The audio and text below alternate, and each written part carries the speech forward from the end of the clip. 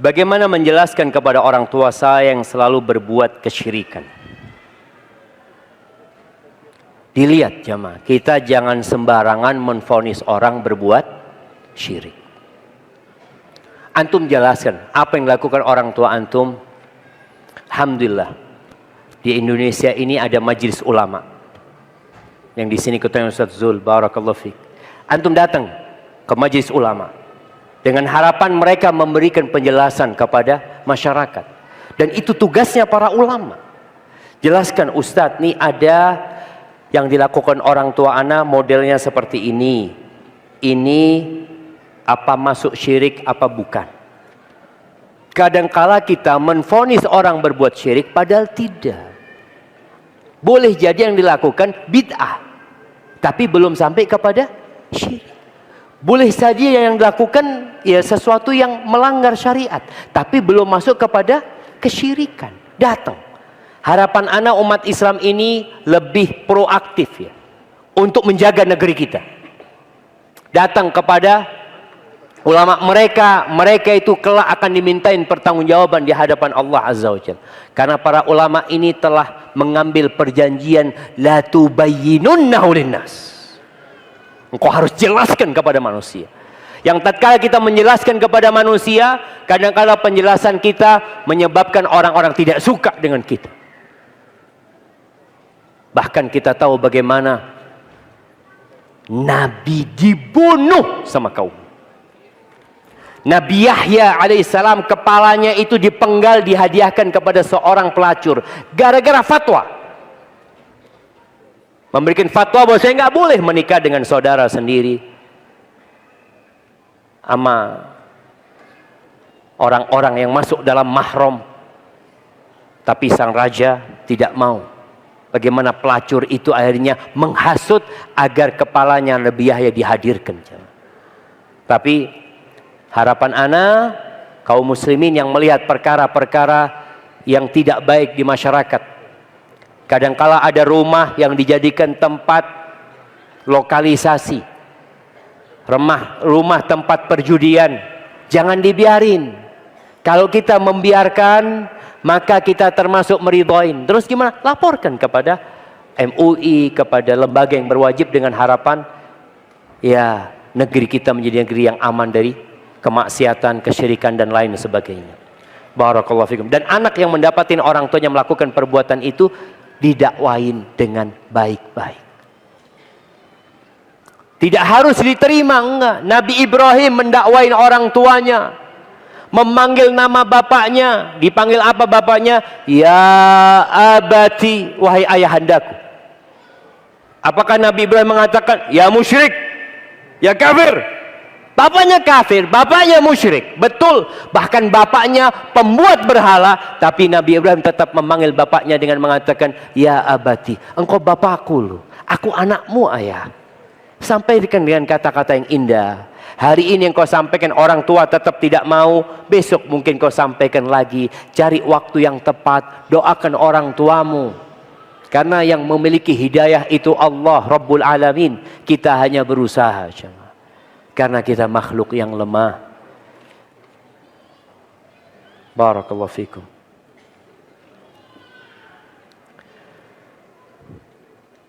Ustadz, umur saya 9 tahun. Saya ingin menjadi imam sholat di masjid.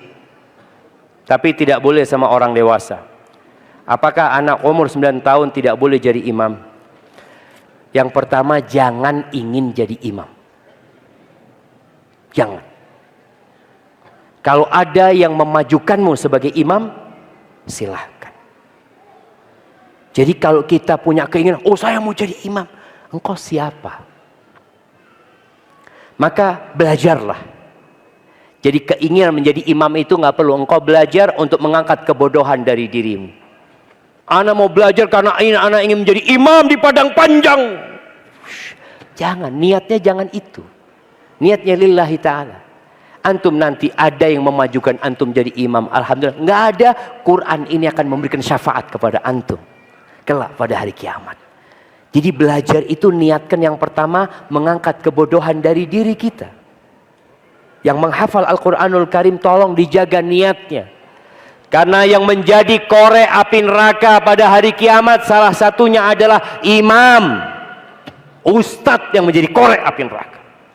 Alimun wa qari'ul Quran, orang yang berilmu, orang yang pandai membaca Al-Quranul Karim. Fa'utiya bihi, didatangkan untuk disidang. Allah tidak akan mendolimin seorang pun. Allah adakan sidang. Mungkin orang ini punya alasan.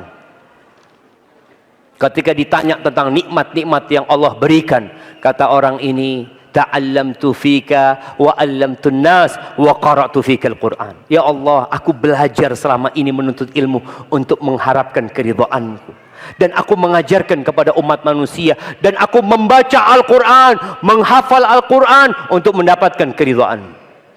Apa kata Allah? Kadzabta, bohong kau, dusta.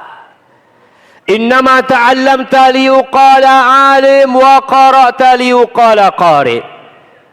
Engkau selama ini belajar supaya dapat gelar alim, ustaz, buya, kiai.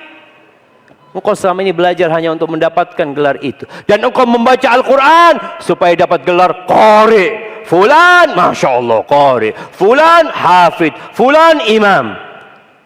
Ketika itu Allah perintahkan malaikat dan orang ini dilemparkan ke dalam api neraka.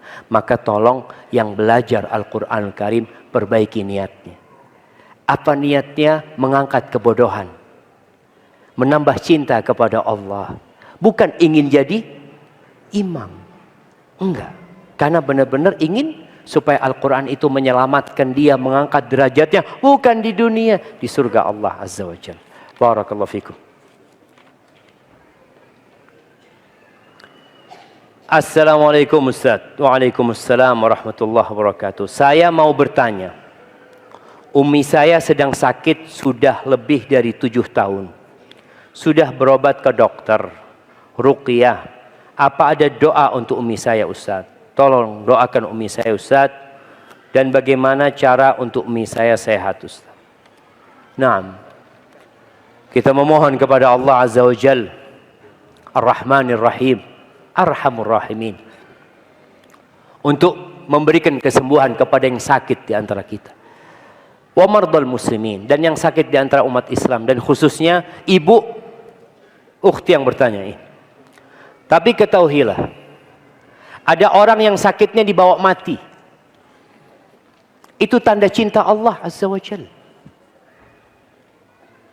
Bagaimana ada orang yang dikasih bala sama Allah terus 7 tahun, 8 tahun, 9 tahun, mungkin sampai mati itu bala bersama dia.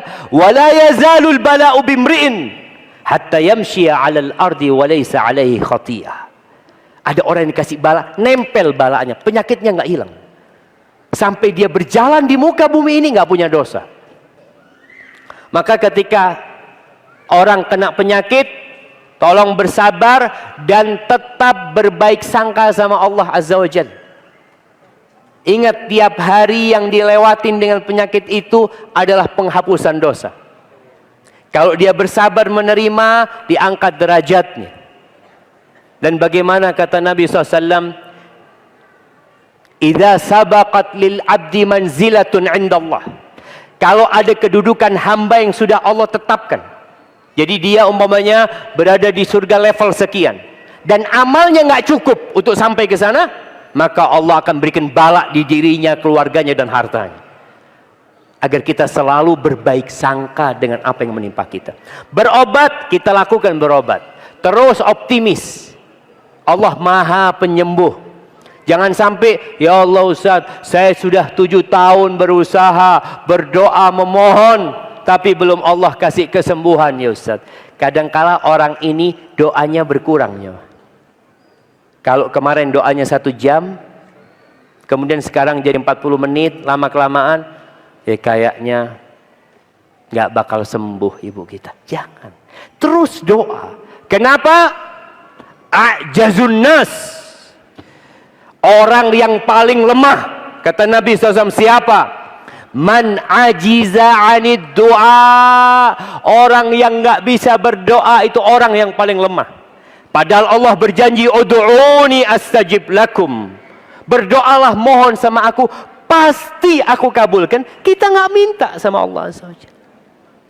Ana udah Ustaz, bertahun-tahun minta.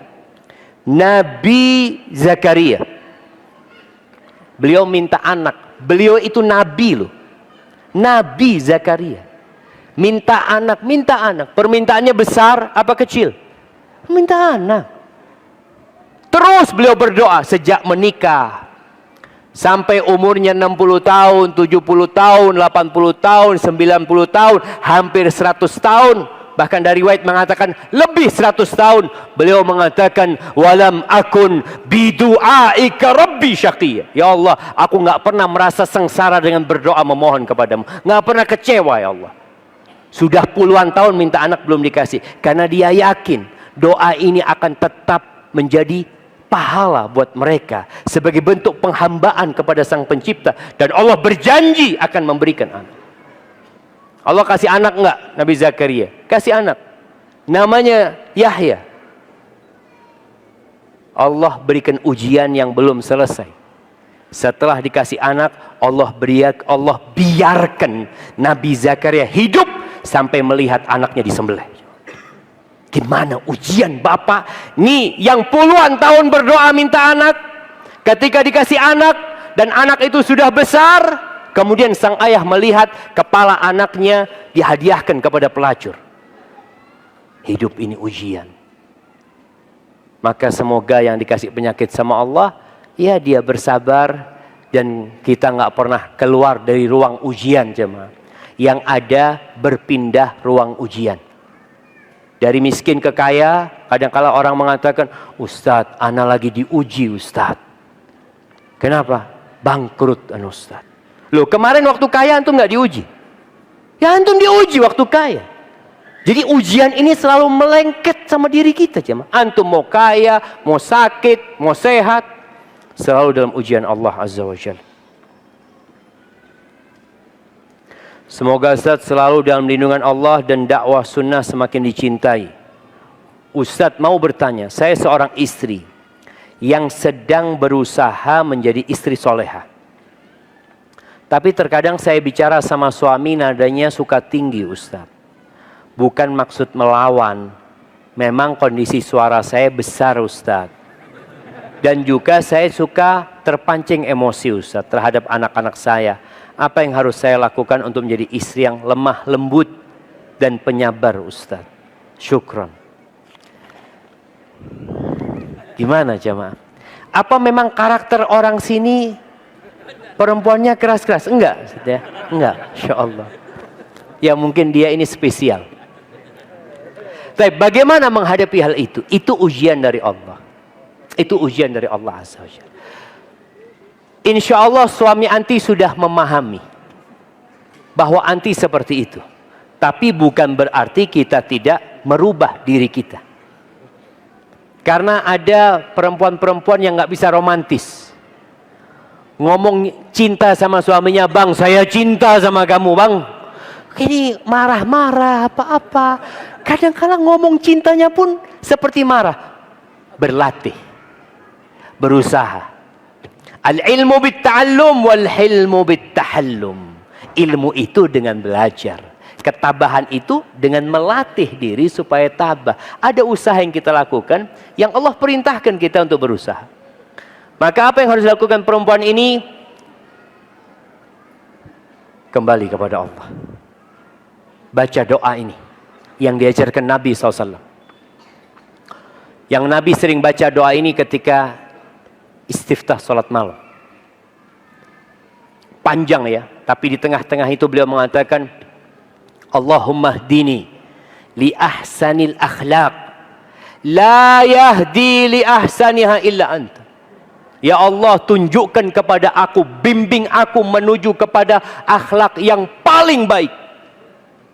Enggak ada yang bisa menunjukkan kepada akhlak yang terbaik kecuali Engkau. Lihat, perasaan lemah itu harus selalu ada pada diri kita. Wasrif anni sayyi'aha, dan palingkan aku dari yang buruk-buruk dari karakter-karakter ini, dari akhlak ini. La yasrifu anni sayyi'aha illa anta. Nggak ada yang bisa memalingkan dari keburukan karakter itu kecuali Engkau ya Allah. Maka berusaha tadi. Minta sama Allah, diusahakan. Ketika marah, tadi dikatakan terpancing emosi dengan anak. Kalau marah sama anaknya, katakan, nah Allah yahdik. Semoga Allah memberikan hidayah kepadamu. Kalau antum ke Arab, orang Arab itu ngomong Allah yahdik, berarti dia sedang marah. Tapi yang keluar itu kata-kata indah. Semoga Allah memberikan hidayah kepadamu. Kadang-kala kita kalau ada Allah yahdik, amin, jazakallah khair. Ini orang sedang marah gitu loh. Engkau seharusnya afwan, ana minta maaf gitu loh. Kata-kata amarahnya itu yang kadang-kala perempuan suka melaknat kalau emosi, memaki anaknya. Jangan. Ganti dengan kata-kata yang indah, biasakan. Kemudian ketika dipanggil sama suami, ngobrol sama suami, berusaha melembutkan suaranya. Ketika merasa suaranya lebih tinggi dari suara suaminya, pegang tangan suaminya. Katakan, bang, maafkan aku, bang. Insya Allah dengan cara seperti itu, lambat laun kau akan menjadi wanita yang solehah, yang menyenangkan hati suami, dan sabar menghadapi anak-anak. Tentang hadis yang menjelaskan bahwa takdir sudah ditulis 50.000 tahun sebelum diciptakan langit dan bumi. Banyak postingan di sosial media yang membuat saya bingung. Mereka mengatakan bahwa Allah itu baik. Kenapa mentakdirkan orang masuk neraka? Mohon penjelasannya Ustaz. Sebetulnya sebagai hamba seharusnya tidak berhak menanyakan kehendak Allah. Tapi pertanyaan-pertanyaan tersebut membuat ana bingung. Kemudian bagaimana penjelasan usaha, apakah itu bisa merubah takdir atau doa?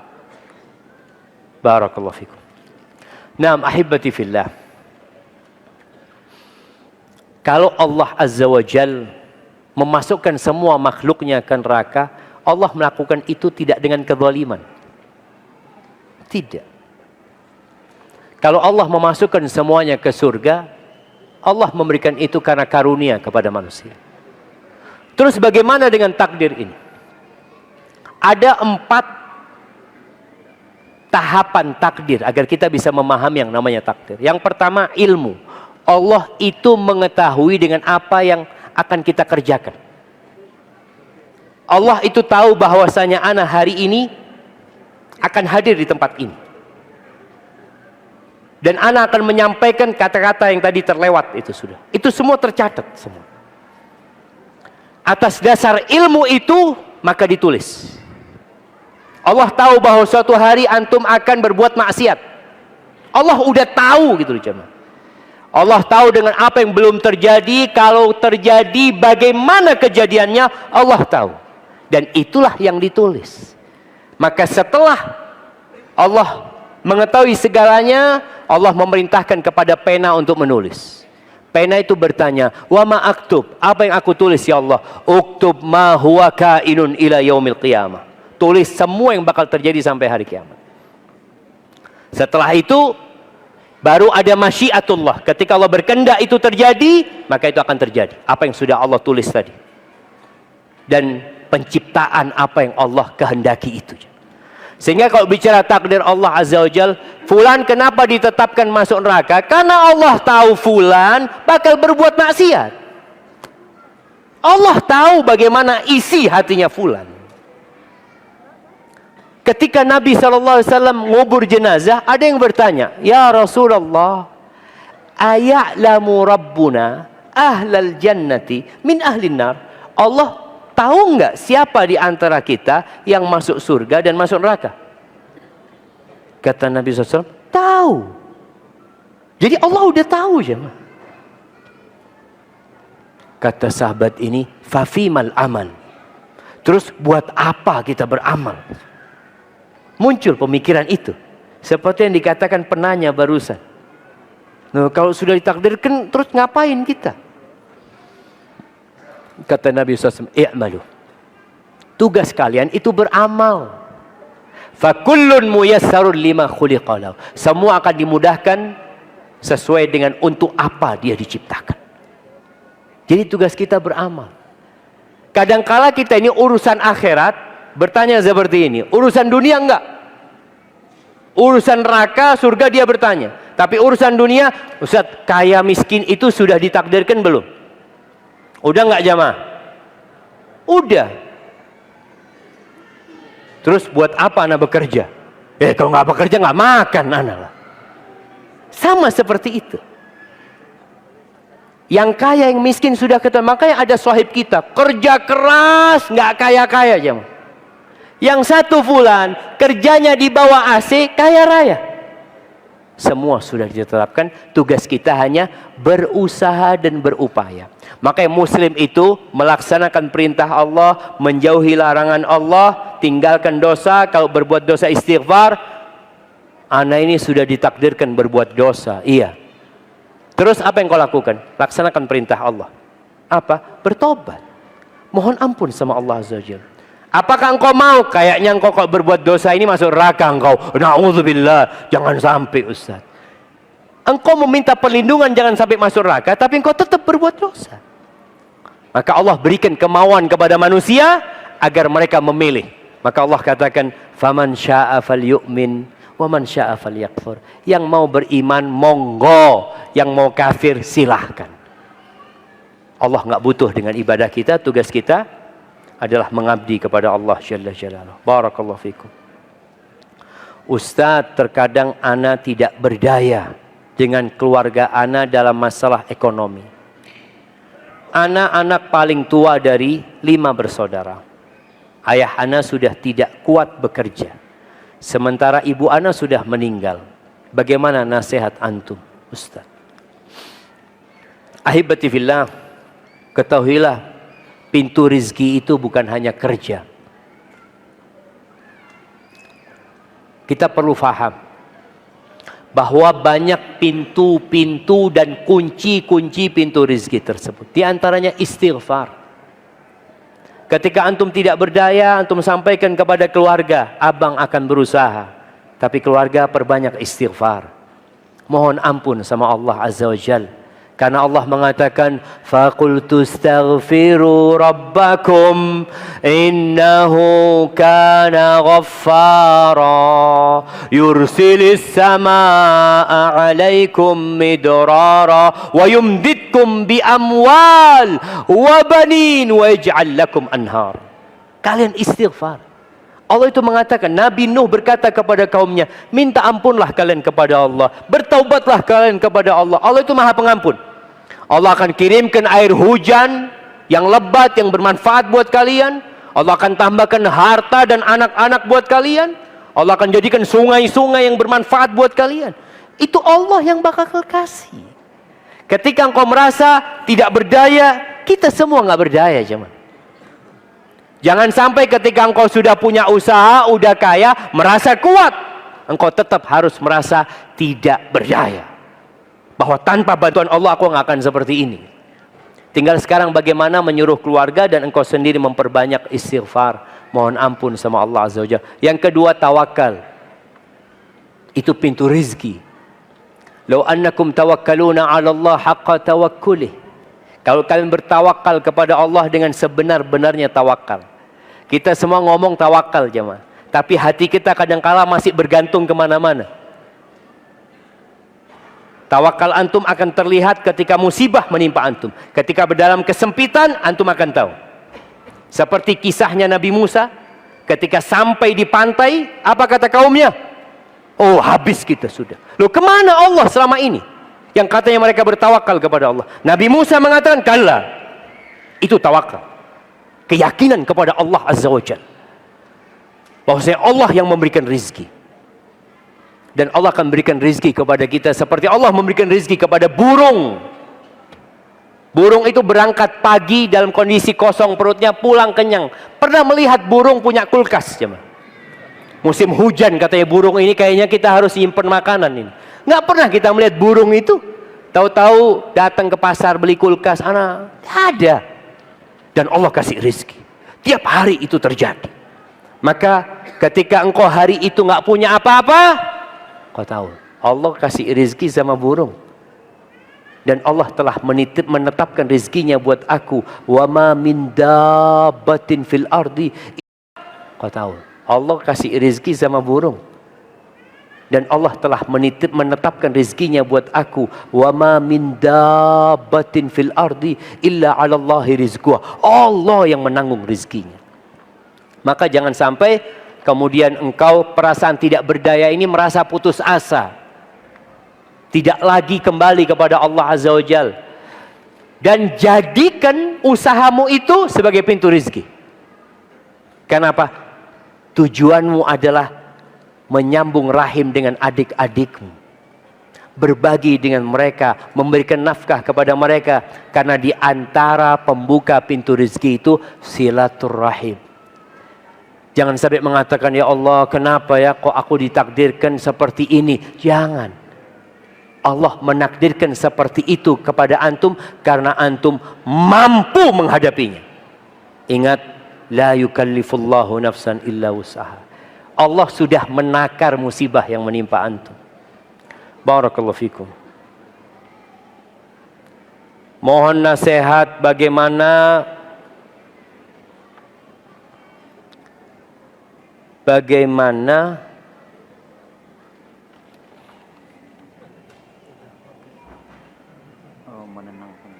menenangkan. Bagaimana menenangkan kerasnya hati seorang istri. Ini banyak yang curhat bapak-bapak. Iya. Yang pertama, jangan salah pilih istri. Nih buat yang belum nikah. Ya, buat yang belum nikah, tolong nasihat Nabi SAW jangan diabaikan. Nabi SAW ketika menceritakan wanita dinikahin karena 4 hal. Karena kecantikannya. Biasanya wanita bunga desa itu banyak yang mau. Dan seorang suami bangga, Ustadz, anak punya istri ini paling cantik waktu kuliah. Masya Allah. Ya, Alhamdulillah. Yang kedua, karena kaya. Anak nggak apa-apa lah Ustadz. Dapat janda yang penting fulus. Ada. Orang itu melihat kepada kekayaannya. Kenapa? Anak udah lama hidup susah Ustaz. Paling nggak bisa numpang sama istri lah hidup. Yang ketiga karena nasabnya. Di Padang Panjang ini apa namanya Ustaz? Yang nasabnya darah biru. Ada yang darahnya biru di sini? Nggak ada, sama merah semuanya.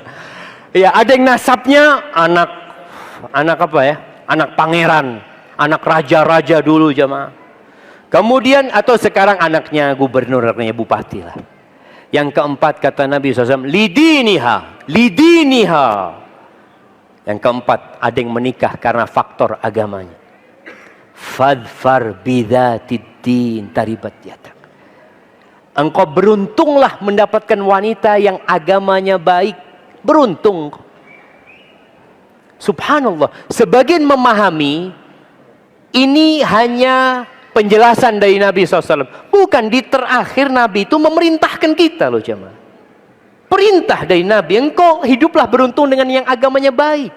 Sebagian kita menikah tidak melihat perintah Nabi SAW. Akhirnya dalam perjalanan seperti ini sekarang. Dia mendapatkan istri yang keras hatinya. Yang kalau disuruh, nyuruh. Ada yang punya istri disuruh nyuruh. Di sini kalau manggil istri apa biasanya? Apa? Adia. Masya Allah. Adia. Masya Allah. Adia panggil, terus jawabnya? Udah. Ya. Kadangkala dipanggil, jawabnya itu keras. Membuat sang suami mau nyuruh nggak enak gitu. Daripada berantem ntar. Melihat wajahnya lagi. Bagaimana cara melembutkan hati istri? Yang pertama, ajak istrinya ke kuburan. Jangan sering-sering ngajak istri ke pasar. Pasar itu tempat yang paling dibenci sama Allah Azza wa Jalla. Ziarah kubur itu memang ada khilaf. Apakah wanita juga disyariatkan ziarah kubur? Anda lihat pendapat yang lebih rajih, perempuan juga disyariatkan ziarah kubur, tapi jangan sering-sering. Ziarah kubur itu melembutkan hati, kata Nabi SAW. Kemudian ajak istrinya ke tempat-tempat bencana. Bukan melihat tempat-tempat yang indah. Ke tempat-tempat bencana, ke rumah yang ambruk, ya, ke rumah orang-orang yang kena penyakit, yang cacat, itu juga melembutkan hati. Nabi SAW menasihati kepada seorang tentang kerasnya hatinya. Apa kata Nabi SAW? At'imil miskin wamsah ra'sal yatim. Berikan makan kepada orang miskin, orang-orang yang susah, ajak ke sana. Dan usap kepala anak yatim. Ingat dengan susahnya hidup anak ini. Tapi kalau ini perempuan suka diajak ke rumahnya orang kaya, pulang tambah keras hatinya. Ngelihat tirai di rumahnya, bang, ana baru dari rumah fulana, tirainya aja itu 7,5 juta, bang. Kata suaminya, udah, kalau gitu mulai besok kita nggak pakai tirai. Ajak ke tempatnya orang miskin. Lama-kelamaan ketika dia melihat orang-orang seperti itu, hatinya akan lembut. Yang ketiga, doakan istrinya. Mintakan lagi sama Allah Azza wa Jalla buat istrinya. Terus suami ini memang perlu bersabar menghadapi istrinya. Kadang-kala istrinya ini, ya, berprasangka buruk sama dia, ini dan itu, sabar. Kata Allah Azza wa Jal, wa'ashiruhunna bil ma'ruf. Pergaulilah istri-istri kalian dengan cara yang patut. Fa in karihtumuhunna, kalau kalian benci sama istri kalian, ceraikan. Balikin tuh kepada orang tuanya, jangan. Lihat kepada kelebihannya. Ini kan sekarang dia bertanya melihat kepada kekurangannya. Fa'asa an takrahu syai'an wa yaj'alallahu fihi khairan katsira. Bisa jadi yang dibenci itu ada kebaikan banyak yang Allah jadikan di sana. Sabar. Tapi kalau dia sudah melampaui batas, lain lagi. Kadangkala suami setelah kasih nasihat perlu pisah ranjang. Pisah ranjang. Untuk menunjukkan kepada istri, aku kalau urusan agama maka nggak bisa toleransi. Kadang-kala ada suami yang ngasih nasihat istrinya, tapi malam hari istrinya dikumpulin lagi. Sang istri mengatakan, oh engkau butuh sama aku, nggak bisa engkau lepas dari aku. Tapi kalau sang suami membuktikan, lah, pisah ranjang. 2 hari, 3 hari, seminggu, sebulan, apa-apa. Sampai dilihat berubah apa enggak. Ketika tidak ada perubahan, ya terpaksa ganti istri. Boleh jamaah. Antum tujuan hidup itu sakinah, mawaddah, rahmah. Kalau hilang sakinah. Tapi jangan terburu-buru. Ada tahapan-tahapan yang perlu dilewatin. Barakallahu fikum.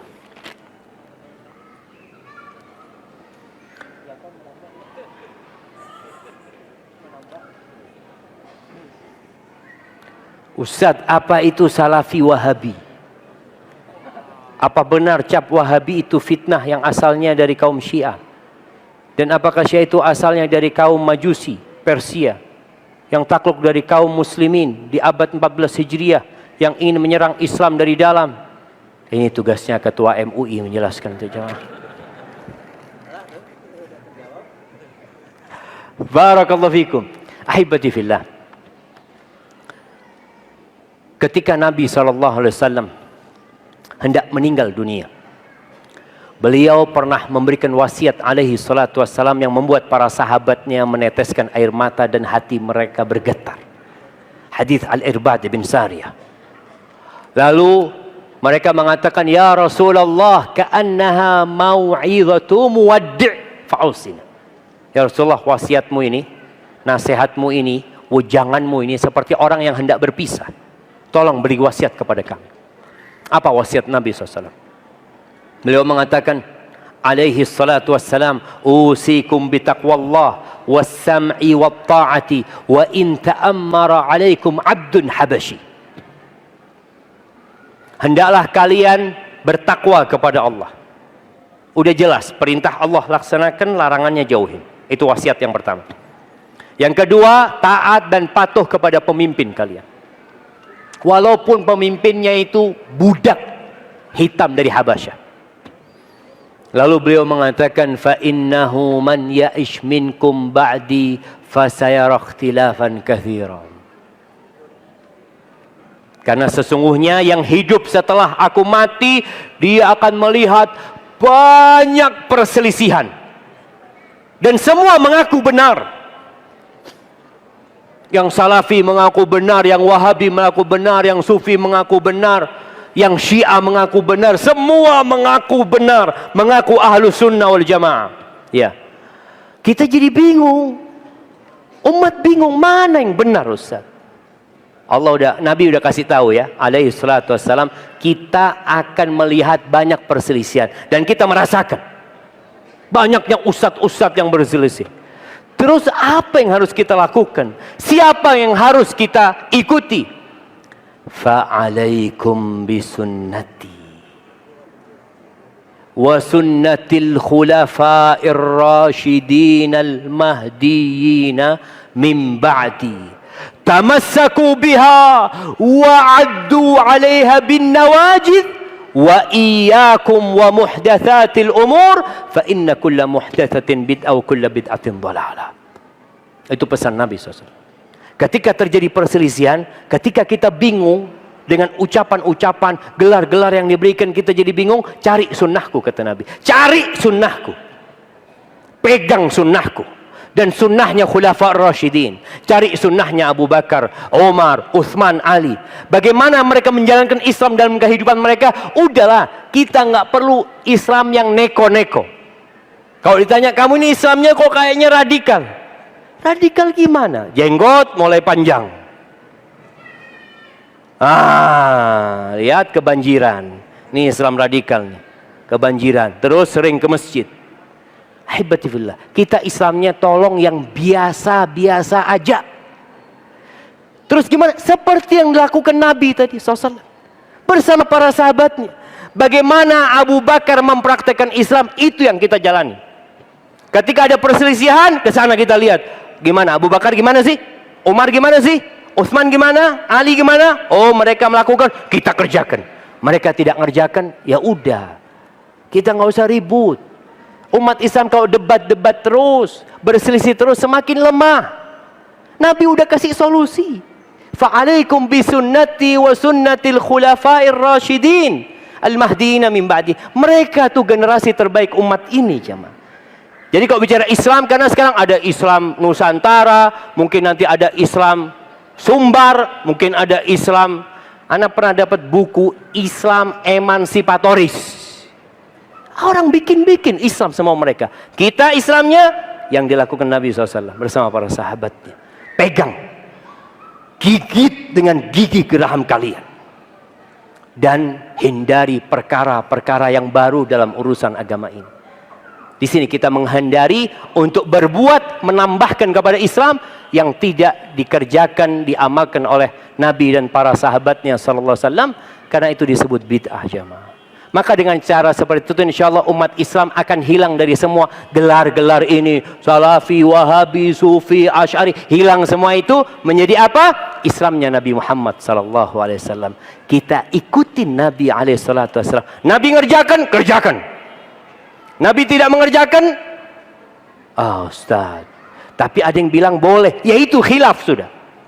Kita keluar dari khilaf untuk mengikuti Nabi SAW.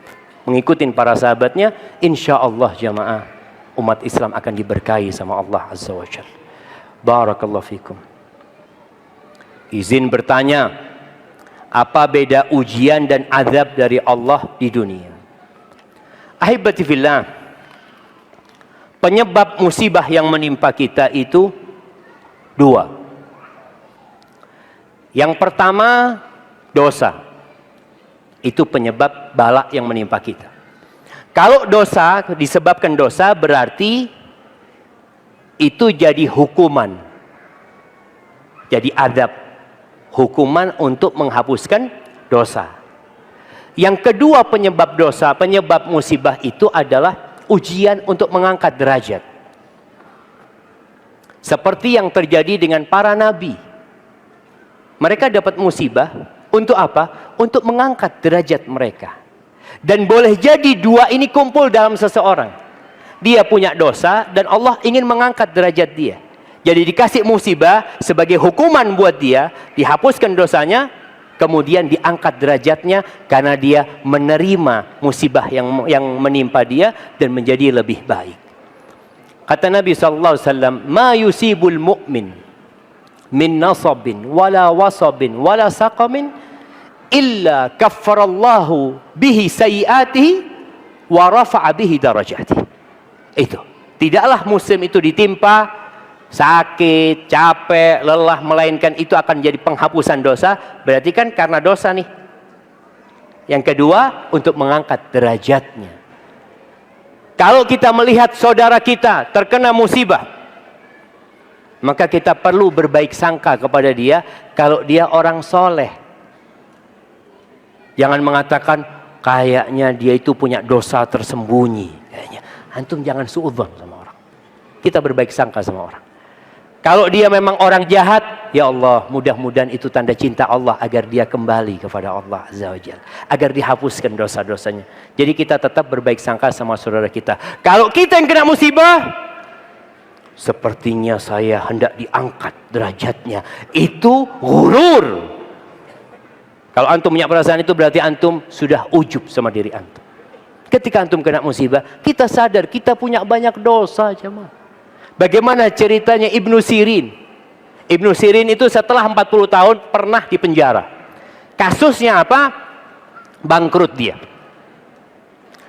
Ketika dia dipenjara, dia ngomong, "Aku tahu ini hukuman karena dosa yang mana," katanya. Pernah dia 40 tahun yang lalu mengatakan kepada kawannya, "Ya muflis," orang yang bangkrut, orang yang pailit, kepada kawan dia. Allah hukum dia setelah itu, dia yang bangkrut. Para ulama ketika mengkomentari cerita Ibn Sirin ini, mereka mengatakan qallad dzunubul qaum fa'alimu min aina utu wa kathurat dzunubuna falam na'lam min aina utina. Dosa mereka itu terhitung itu jemaah. Sehingga mereka tahu ketika kena musibah, oh ini gara-gara dosa yang itu. Tapi kita ketika kena musibah, karena dosa yang mana ya? Karena banyaknya dosa kita jemaah. Maka hendaklah kita senantiasa berburuk sangka sama diri kita dan berbaik sangka sama Allah Azza wa Jalla. Ustadz, hati ana lemah, mudah ternodai dan sakit. Bagaimana ana mengobatinya? Ya, ada orang yang baperan jemaah. Baper. Saudaranya ngomong ini kayaknya nyinggung saya, dia langsung sakit hatinya. Ngelihat statusnya kawannya, 2 hari nggak bisa makan. Kenapa? Kayaknya fulan nyinggung ana. Selalu. Pesan ana, ada satu sikap yang kata Al-Imam Ahmad, at-taghaful tis'atu a'syari husnil khuluq. Imam Ahmad mengatakan at-taghaful. Taghaful itu ya pura-pura nggak dengar, pura-pura nggak tahu. Dia nggak usah urusin yang kecil, nggak usah dibesar-besarin, nggak perlu mengungkit-ngungkit yang lama. Udahlah, tutup mata. Kalau ngomong sesuatu, masuk kanan keluar kiri, jangan dimasukkan ke hati. Itu termasuk 90% akhlak yang mulia. Jadi antum kalau kepingin nggak sakit hati, anggap semua orang itu baik. Tanggapin dengan positif. Ketika dia mengatakan nggak enak, nggak mungkin dia bukan ana yang dia maksud seperti itu. Kalaupun benar dia menggibahin kita, ngomongin kita, mungkin ini untuk penghapusan dosa-dosa kita. Jadi kita selalu berbaik sangka sama orang jemaah. Dengan cara seperti itu insya Allah kita nggak cepat baper jemaah. Ini pertanyaan terakhir. Ustadz, satu lagi. Bagaimana mendisiplinkan diri kita? Apa yang harus kita lakukan karena Allah Azza wa Jalla? Ahibati fillah. Yang pertama, ketahuilah kita tidak akan lama hidup di dunia ini. Ketika orang sadar dia cuma sebentar, biasanya hidupnya akan disiplin. Antum pernah melihat seorang yang transit di bandara? Dikatakan Bang, bentar lagi jam 12.30 antum akan terbang. Maka dikasih tahu tahapan-tahapannya. Check in, diam di ruang tunggu, boarding, berangkat. Begitu pula dengan kehidupan ini. Rasul sallallahu alaihi wasallam mengatakan kepada Abdullah bin Umar bin Khattab, dipegang kedua bahunya sambil mengatakan, kun fit dunya ka'annaka gharib au abiru sabil. Hiduplah di dunia seperti orang asing, atau yang lebih tepatnya seorang yang sedang lewat, transit. Ana di Padang Panjang ini, mungkinkah ana berpikir punya rumah di Padang Panjang? Enggak. Ustadz nggak kepingin apa Ustadz? Itu ada tanah kosong di sana Ustadz. Hai, ana dari Jember. Ana mau pulang ke Jember, kata dia. Ustadz murah ini Ustadz. Mau murah, mau gratis, ana mau ke Jember. Seperti itu seorang hamba di dunia ini. Kita kepingin ke surga, jemaah. Kita mau balik ke sana. Kita jangan terlalu memikirkan dunia ini. Kalau kita ingin sesuatu, ana mau beli ini, ana mau bawa ke surga. Ya sudah, antum beli, transfer. Atau antum kirim. Gimana cara mengkargo ke akhirat, jemaah? InsyaAllah tahu antum caranya semuanya. Jadi kita berusaha untuk memahami hakikat kehidupan dunia ini. InsyaAllah kita akan disiplin. Kita tahu waktu kita nggak panjang. Orang yang transit itu sering lihat jam, jemaah. Jam berapa? Oh, belum waktunya. Begitu pula kita di dunia. Antum sering lihat jam. Berapa hari lagi kita akan hidup di dunia ini? Nggak tahu. Tahu-tahu dapat WA, fulan mati. Allahu Akbar. Tadi ngopi sama ana. Supaya antum tahu, antum boleh jadi besok antum mati. Dan niatkan lillahi ta'ala dalam semua amalan kita. Karena kalau kita beramal untuk selain Allah, nggak ada gunanya. Barakallahu fikum. Taib, yang terakhir. Ustadz, bagaimana mengenalkan sunnah kepada keluarga ana yang sangat fakir ilmu? Syukran. Barakallahu fikum. Ahibati fillah. Sunnah itu adalah hidup Nabi Muhammad SAW. Kalau bicara sunnah adalah bagaimana Nabi hidup SAW. Sebagian kita mengenalkan sunnah hanya penampilannya doang. Pertama yang ditampilkan kepada orang tua, jenggot. Alhamdulillah, itu masuk sunnah. Tapi ada yang lebih penting dari itu. Yang kita harus tunjukkan kepada orang tua. Apa? Birrul walidain. Berbakti sama orang tua. Bayangkan ketika Allah memerintahkan untuk bertauhid. Yang kedua itu, wabil walidaini ihsana. Bagaimana engkau berbakti sama orang tua? Sehingga sangat mengherankan kalau seorang kenal sunnah, durhaka sama orang tuanya. Padahal dia akan baca Quran, berulang kali Allah perintahkan untuk berbakti sama orang tua setelah perintah mentauhidkan Allah Azza wa Jalla. Tolong dipegang itu. Tunjukkan engkau semakin berbakti kepada orang tua. Semakin melayani orang tuanya. Ketika pulang dari masjid, cari orang tuanya. Cium tangannya, tanya kabarnya gimana. Ketika antum pulang kerja, belikanlah kue buat orang tuanya. Tunjukkan kepada orang tua bahwa setelah engkau mengenal sunnah ini, mengenal hidup Rasul sallallahu alaihi wasallam, engkau semakin peduli sama orang tua. Doa-doamu buat orang tua ditambah. Pijit kaki orang tua. Bikinkan makanan buat orang tua. Ketika engkau safar, telepon orang tuanya, tanya, gimana kabarnya Abah? Gimana? Sehingga orang tua mengatakan, ya Allah, anakku kok berubah? Bukan hanya jenggotnya yang berubah.